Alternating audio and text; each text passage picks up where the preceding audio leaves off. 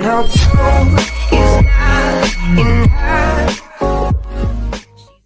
L'industrie pharmaceutique est un secteur économique qui rapporte point. En effet, la vente de médicaments, avec ou sans ordonnance, ne cesse d'augmenter.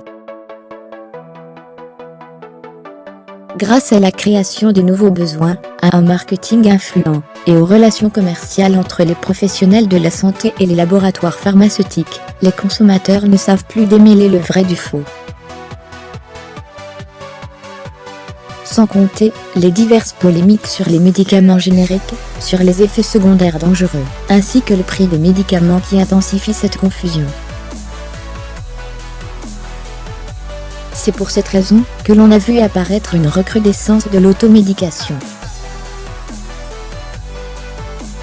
L'étude sur les dangers de l'automédication. L'automédication désigne le fait pour un patient d'avoir recours à un ou plusieurs médicaments sans ordonnance.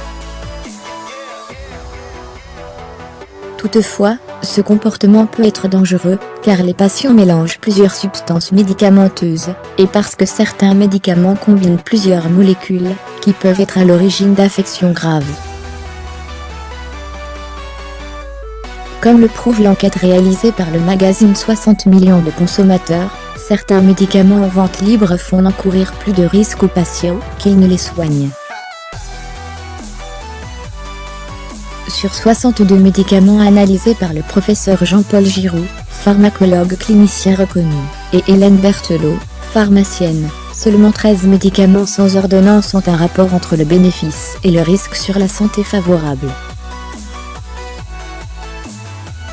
En ce qui concerne les autres médicaments, 21 ont une efficacité faible, ou non prouvée, et 28 sont risqués pour la santé.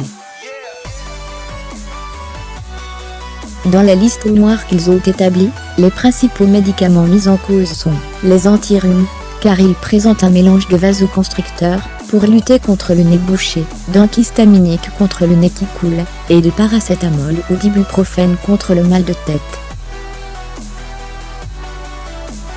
Ce cocktail provoque un surdosage et des effets secondaires graves, comme des accidents cardiovasculaires, neurologiques ou encore des vertiges. Les antitussifs, car ils contiennent plus de sucre que de principes actifs, et peuvent contenir de l'ibuprofène qui représente un danger chez les femmes enceintes. Par ailleurs, certains sirops contre la toux peuvent altérer la capacité à conduire.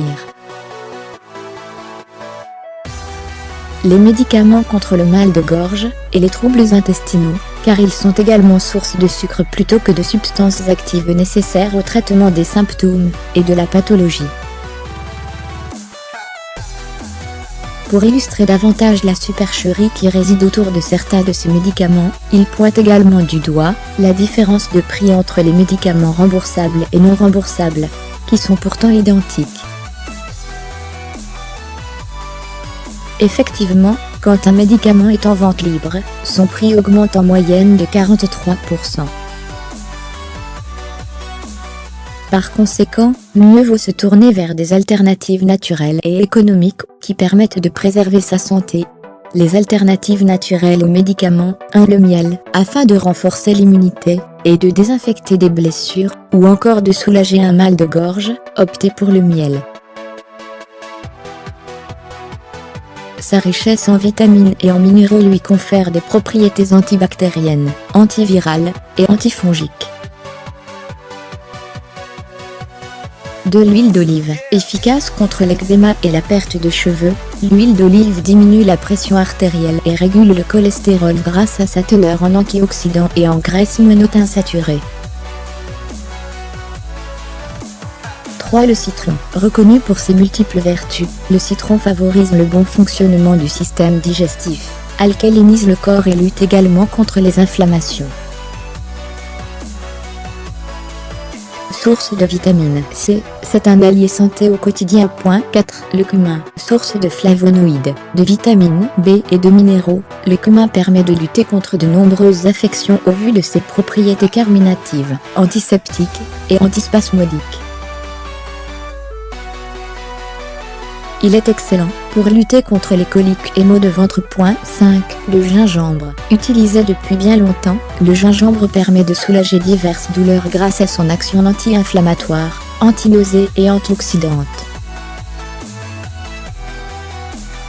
Il est particulièrement efficace pour les douleurs liées à l'arthrite et au rhumatisme.